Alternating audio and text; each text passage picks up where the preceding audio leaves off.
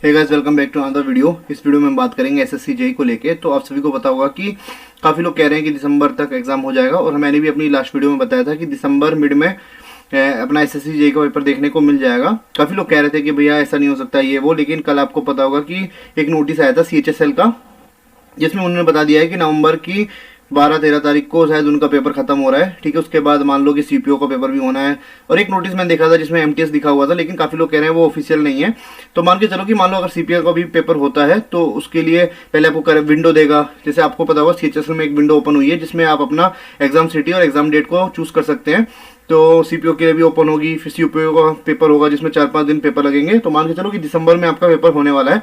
तो इस वीडियो में हम बात करेंगे, अभी भी 1-1.5 महीने जो हमारे पास बचे हैं, 1.5 से ज़्यादा ही है, तो हम उसमें क्या करें कि हम अपने मार्क्स को बूस्ट कर लें। बेसिकली मैं बताता हूँ कि 65, 45 और 20 मार्क्स इनफ है आपको एसएससी प्री निकालने के लिए। तो इस वीडियो में मैं बताऊंगा कि क्या आप कैसे करोगे और किन टॉपिक्स पे आपको ध्यान देना है जिससे आपके इजीली 130+ मार्क्स आ जाते हैं। तो स्टार्ट करते हैं इस वीडियो को।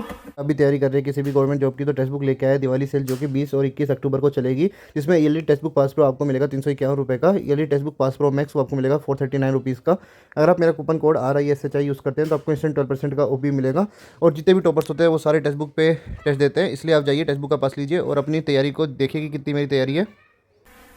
देखो, तो सबसे पहले किन किन बुक्स को आपको फॉलो करना है तो वो मैं ऑलरेडी आपको बता चुका हूँ। देखो, अगर आपके पास कोई भी बुक्स नहीं है तो अभी भी इन बुक्स के क्वेश्चंस आप लगा सकते हैं। बाकी अभी टाइम इतना नहीं है कि आप सारी बुक्स को नए से करो। तो जो भी सोर्स आप फॉलो कर रहे हो केवल उन्हीं पे ध्यान दो। एक आपके पास एसएससी जेईई की 2025 वाली बुक होनी चाहिए। ठीक है, ESC वाली अभी नहीं, ये CBT 2 के लिए इंपॉर्टेंट है। ठीक है, और साथ ही आपको आपके पास यूथ वाली बुक या फिर इसके अल्टरनेट में टेक्स्ट बुक वाली बुक भी आप लगा सकते हैं, जिससे आपकी ज़्यादा से ज़्यादा क्वेश्चन प्रैक्टिस होगी, क्योंकि पैटर्न का कोई फिक्स नहीं है, कुछ भी पूछ सकता है। को डाउट आता है कि is it possible to crack SSC like exam in date 1, तो भाई बिल्कुल आप क्रैक कर सकते हो। और लेकिन उनके लिए नहीं है जिन्होंने अभी तक पढ़ाई स्टार्ट नहीं की है, ये उसके लिए जिसने अभी तक पढ़ रखा है लेकिन लास्ट के 1.5 महीने को अच्छे से टेस्ट देके वो इजीली पेपर को निकाल सकते हैं, उसके लिए ये वीडियो है। ठीक है, सबसे पहले हम एग्जाम पैटर्न को देख लेते हैं, जो कि मेरे को बताने की जरूरत नहीं है, लेकिन फिर भी मैं आपको एक बार दिखा देता हूँ कि रीजनिंग के 50 क्वेश्चन आएंगे जो कि 50 नंबर के होंगे। ठीक है, उसका जनरल अवेयरनेस 50-50 ये भी सेम। ठीक है, उसके बाद जिस भी स्ट्रीम के आप इलेक्ट्रिकल के, मैकेनिकल के या फिर सिविल इंजीनियरिंग के हो तो अपने जिस भी स्ट्रीम से आप हो उसके 100 क्वेश्चन आपको देखने को मिलेंगे, जो कि 100 मार्क्स के होंगे। टोटल 200 मार्क्स का आपका प्री का पेपर होगा। इसके बाद हम बात कर लेते हैं some common doubts in your mind. सबसे पहला है कि फर्स्ट अटेम्प्ट में कैसे निकालूं। दूसरा डाउट हमारे मन में आता है कि 1.5 महीने जो बचे हुए हैं वो क्या इनफ होंगे। तीसरा डाउट आता है कि जीके जीएस कैसे होगा, कोर्स लूँ या नहीं लूँ, इंपॉर्टेंट टॉपिक जिससे फोकस करूँ। तो भाई इस वीडियो में बेसिकली मैं आपको बताऊंगा कि किन किन टॉपिक्स आपको फोकस करना है, कोर्स लेना है या नहीं लेना। भाई अभी इतना टाइम नहीं है कि आप किसी का भी कोर्स लो। ठीक है, अब तो बस इतना ही टाइम बचा है कि आप ज़्यादा ज़्यादा टेस्ट दे सकते हो। जीके जीएस कैसे होगा, तो भाई जीके जीएस का कोई भरोसा नहीं है, एडिक्यूटी कुछ भी पूछता है। तो आपने जितना भी पढ़ा है उस पर मतलब कॉन्फिडेंट रहो कि भाई जितना मैंने पढ़ा है वो अच्छा ही पढ़ा है। ठीक है, 1.5 महीने इनफ होंगे कि नहीं उसके लिए मैं ऑलरेडी बता दिया आपको कि भाई जिसने अभी तक कुछ भी पढ़ रखा है उसके लिए इनफ होगा, जिसने अभी तक कुछ नहीं पढ़ा है वो भाई अभी भी छोड़ के बैठ सकता है, उसके लिए इनफ नहीं होगा। ठीक है, फर्स्ट अटेम्प्ट में कैसे निकालूं, तो भाई जो चीजें मैं आपको बताता हूँ इस वीडियो में उसको फॉलो करो तो आप पहले अटेम्प्ट में इजीली निकाल लोगे। तो ये कुछ मिस्टेक्स हैं जो कि हम प्रिपरेशन के ड्यूरिंग करते हैं। पहला है without knowing about the soul of the exam we start preparing. हमें पता ही नहीं होता कि भाई एग्जाम क्या पूछता है, कितना पढ़ना है, क्या कितने डेप्थ में हमें पढ़ना चाहिए। भाई हम बस तैयारी चालू कर देते हैं और फिर भाई सिलेक्शन नहीं होता है। दूसरा है कंपैरिजन योरसेल्फ विद अदर्स। भाई हम अपने आप को कंपेयर करने लग जाते हैं अपने दोस्तों से कि भाई उसके मार्क्स तो इतने आ रहे हैं, मेरे इतने आ रहे हैं।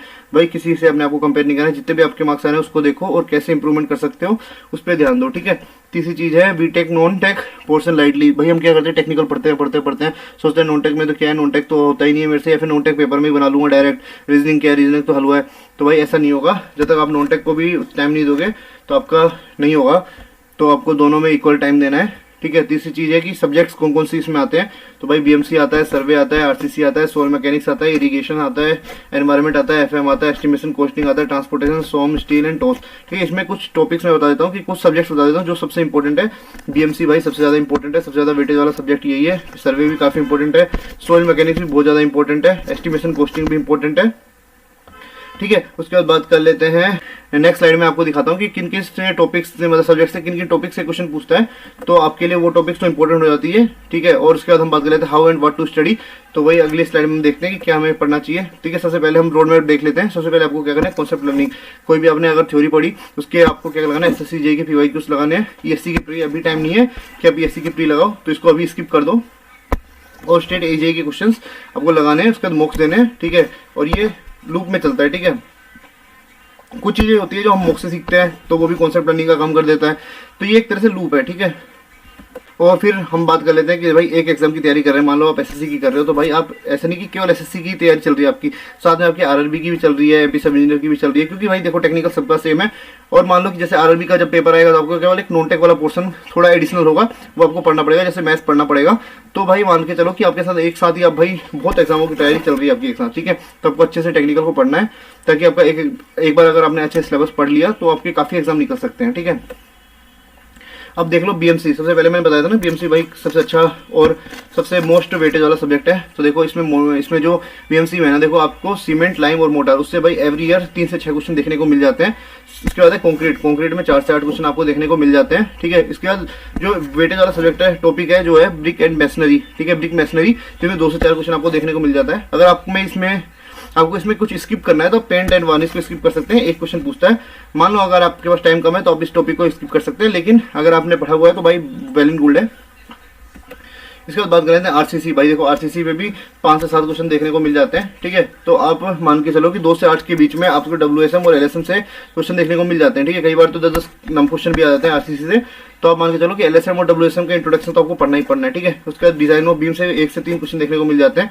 उसके बाद इंपॉर्टेंट जो वेटेज हो जाता है वो है डिजाइन ऑफ स्लैब, उससे भी 1 से 2 क्वेश्चन देखने को मिल जाते हैं। मतलब फुटिंग से भी आपको 1 से 2 क्वेश्चन देखने को मिल जाते हैं, ठीक है। उसके बाद हम बात कर लेते हैं सोम की। तो सोम से भाई मान के चलो कि 4 से 5 क्वेश्चन आपको सोम से भी देखने को मिलते हैं, ठीक है। तो सोम में सबसे ज्यादा है स्ट्रेंथ ऑफ मटेरियल का जो स्टार्टिंग जो हम पढ़ते हैं उससे 2 से 3 क्वेश्चन देखने को मिल जाते हैं। उसके बाद एसएफडी बीएमडी से 1 से 2 क्वेश्चन देखने को मिल जाता है। उसके बाद डिफ्लेक्शन ऑफ बीम से 1 से 2 क्वेश्चन देखने को मिल जाता है। उसके बाद bending of stress end moment of inertia, उससे 1 से 2 क्वेश्चन देखने को मिल जाता है। जिन टॉपिक्स को मैं बोला कर रहा हूँ वो तो आपको पढ़ने ही पढ़ने हैं, जिससे एक आध क्वेश्चन पूछता है।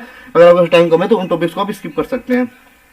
उसके बाद बात करते हैं एफएम, ठीक है। एफएम भी काफी वेटेज वाला सब्जेक्ट है, लेकिन रिसेंट में आप देखोगे तो एफएम से क्वेश्चन थोड़े से कम हो गए हैं। एफएम में फ्लूइड प्रॉपर्टी से 1 से 3 क्वेश्चन देखने को मिलते हैं। उसके बाद हाइड्रोस्टैटिक प्रेशर, उससे 1 से 2 क्वेश्चन पूछते हैं। और जितने भी टॉपिक है ना, बायनेंसी, काइनेटिक्स और ये डायनेमिक्स, सबसे 1-1 क्वेश्चन देखने को मिल जाते हैं। इसलिए आप एफएम में कुछ टॉपिक अगर आप स्किप नहीं कर सकते, क्योंकि सब टॉपिक से 1-1 क्वेश्चन देखने को मिल जाता है। इसलिए आप क्या करो कि जितना भी पढ़ो उसको अच्छे से पढ़ो, ताकि उससे एक आध क्वेश्चन तो फंसने के चांस रहते ही रहते हैं, ठीक है। उसके बाद बात कर लेते हैं सॉइल मैकेनिक्स से। तो देखो सॉइल मैकेनिक्स का भी अच्छा वेटेज होता है, जैसे क्वेश्चन यहाँ से भी देखने को मिल जाते हैं अपन को, ठीक है। Origin of soil and soil relationship, जो स्टार्टिंग सबसे पहले हम पढ़ते हैं, उससे 2 से 4 क्वेश्चन देखने को मिल जाते हैं। क्लासिफिकेशन ऑफ सॉइल, उससे भी 1 से 2 क्वेश्चन देखने को मिल जाते हैं। उसके बाद जो सबसे ज्यादा इंपॉर्टेंट है वो स्केल स्ट्रेंथ वाला टॉपिक है हमारा, उससे भी 1 से 2 क्वेश्चन देखने को हमें मिल जाते हैं, ठीक है।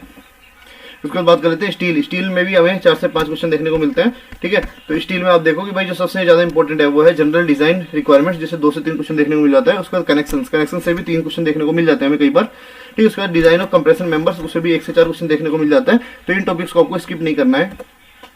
उसके बाद बात करते हैं टॉस की। टॉस को चाहो तो आप स्किप कर सकते हो, इससे 2 से 3 क्वेश्चन हमें आते हैं। कई बार वेटेज भाई अगर एसएससी चाहे तो भाई ऊपर नीचे भी कर देता है, लेकिन इतना मतलब कुछ इंपॉर्टेंट नहीं है। आपको बस इंडिटरमिनेसी अच्छे से पढ़नी है, ठीक है। उसके बाद ट्रस और आर्चेस के एक बार फॉर्मूला देख लेना, ठीक है, क्योंकि फॉर्मूले बेस भी क्वेश्चन काफी बार आ जाता है, तो आप इनके भी कुछ फॉर्मूले देख सकते हो, ठीक है। इसके बाद बात कर लेते हैं एस्टिमेशन कॉस्टिंग की। ये भी काफी इंपॉर्टेंट है और बहुत ईजी है। मान लो कि आप एक दिन में एस्टिमेशन कॉस्टिंग को निपटा सकते हो, और जो उसके क्वेश्चन है ना उसको आप करोगे तो आप मान के चलो कि आपका ये क्वेश्चन तो सही होना ही होना है, ठीक है। इसमें type of estimation and specification से 2 से 3 क्वेश्चन देखने को मिलते हैं। एनालिसिस ऑफ रेट, उससे 2 से 3 क्वेश्चन देखने को मिल जाते हैं। कॉन्ट्रैक्ट एंड टेंडर से 1 से 3 क्वेश्चन देखने को मिल जाते हैं। और वैल्यूएशन से 2 से 4 क्वेश्चन देखने को मिल जाते हैं। उसके बाद सर्वे भी काफी इंपॉर्टेंट है भाई, 5-6 क्वेश्चन इसमें भी देखने को मिल जाते हैं आपको, 5 से 7, ठीक है।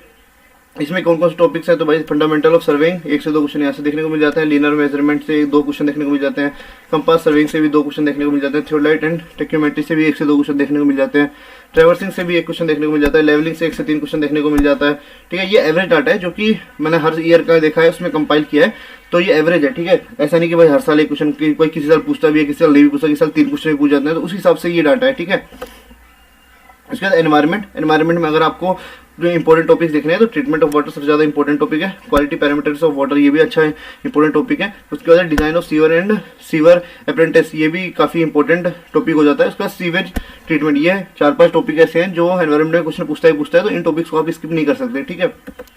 इसके बाद हम बात कर लेते हैं इरिगेशन में। तो भाई इरिगेशन से भी काफी अच्छा वेटेज आता है, इरिगेशन एंड हाइड्रोलॉजी मिला के। तो देखो सबसे ज्यादा इंपॉर्टेंट वाला टॉपिक है इरिगेशन एंड इट्स मेथड, इससे 1 से 2 क्वेश्चन आपको देखने को मिल जाता है। उसके बाद वाटर रिक्वायरमेंट ऑफ क्रॉप्स, उससे 2 से 3 क्वेश्चन देखने को मिल जाता है। कैनाल डिजाइन से भी 1 से 3 क्वेश्चन देखने को मिलता है, क्योंकि hydraulic structure and river training, उससे 1 से 2 क्वेश्चन आपको देखने को मिल जाता है। इसके बाद हम बात कर लेते हैं ट्रांसपोर्टेशन की। तो ट्रांसपोर्टेशन में जो ज्योमेट्रिक डिजाइन वाला टॉपिक है वो हमारा सबसे इंपॉर्टेंट है, 2 से 4 क्वेश्चन आपको देखने को मिल जाते हैं, ठीक है। इसके बाद अगर पेमेंट डिजाइन से देखें तो 1 क्वेश्चन, हाईवे मटेरियल से 1 क्वेश्चन, ट्रैफिक इंजीनियरिंग से 1 क्वेश्चन, रेलवे एंड एयरपोर्ट से 1 क्वेश्चन। देखो अगर आपको केवल ट्रांसपोर्टेशन में कम टाइम बचा है तो केवल ज्योमेट्रिक डिजाइन भी करके जाओगे तो आपका थोड़ा बहुत हो जाएगा, ठीक है। बाकी आप क्या करो कि शॉर्ट नोट्स तो एटलीस्ट पढ़ ही लेना, बाकी के जैसे हाईवे मटेरियल्स के, पेमेंट डिजाइन के, मान लो शॉर्ट नोट्स में अगर आपके फंस गए तो आप मान के चलो कि आपका वेल इन गुड है, ठीक है। इसके बाद हम बात कर लेते हैं कि भाई कैसा वेटेज होता है। देखिए तो आप मान के चलो कि 80% आपका कॉन्सेप्चुअल क्वेश्चन आते हैं और 20% आपके न्यूमेरिकल आते हैं, ठीक है। और न्यूमेरिकल जो आप प्रैक्टिस करते हो ना, तो हार्ड न्यूमेरिकल करने की प्रैक्टिस की कोई जरूरत नहीं है, क्योंकि हार्ड क्वेश्चन वहाँ नहीं पूछता है, वहाँ पे फॉर्मुले बेस्ड क्वेश्चन पूछता है। बनेगा तो आपके एक बार में बन जाएगा, नहीं तो उसको आप छोड़ के आगे बढ़ो, ठीक है। उसके बाद कॉन्सेप्चुअल की बात करें तो आपको क्या करना है कि एक बार एनालाइज कर लेना है जो भी प्रीवियस ईयर के पेपर्स हैं कि कितने डेप्थ में क्वेश्चन पूछता है, उस हिसाब से आप अपनी तैयारी को करो।